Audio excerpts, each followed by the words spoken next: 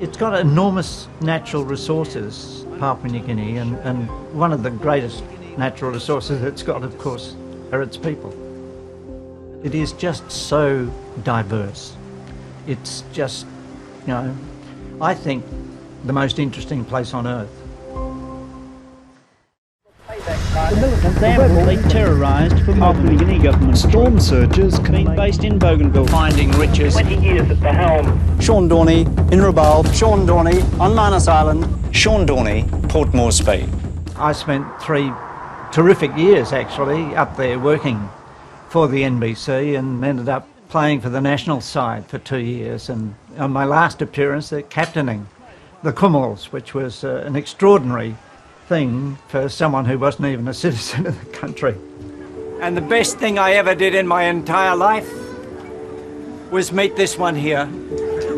My wife, Pauline, I took an immediate interest in her, which for some time she did not reciprocate.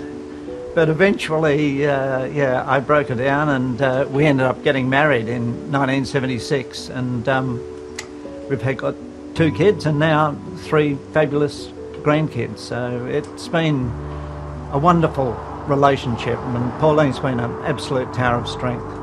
As a journalist, being there in those years leading up to independence and then immediately after, that was when I was working for the NBC. I just found it to be just an absolutely, bewildering but fascinating and interesting place. There was a real sense of expectation and hope. It was, a very, very exciting time, and I got to travel around, the country with some of the leaders. I got to know Michael Samari and Julius Chan, Yimbaki Okuk. I don't think I met one of those significant Papua New Guinean leaders who I didn't like. I, got to know Michael Samari really well. His political party, the Pangu Party, was relatively strong, but when you think of it in Australian terms, the Pangu Party never had more than about 1/4 or 1/5 of the seats. So putting together governments in Papua New Guinea requires an enormous amount of coordination and urging and talking to other leaders, and putting coalitions together is something that Samari was, a master at.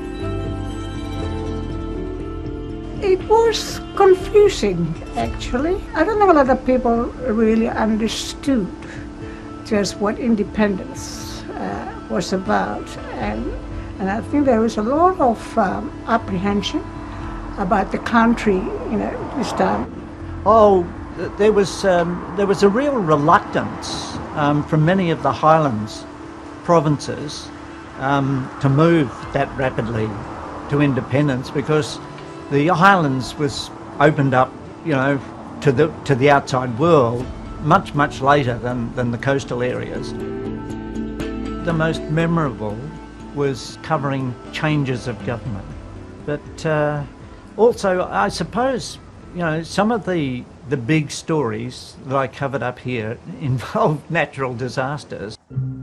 I got up to cover the volcanic eruption in Rabaul, which was just absolutely extraordinary. 36 hours of violent volcanic activity has left most of Rabaul covered by a thick layer of ash. Tsunami that hit Itapi, near the border with Irian Jaya, was caused enormous devastation. You could see that people who had lost not only lives of their loved ones, but everything else as well had just been swept away.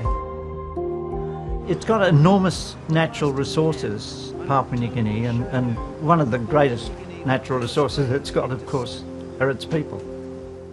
It is just so diverse. It's just, I think, the most interesting place on earth.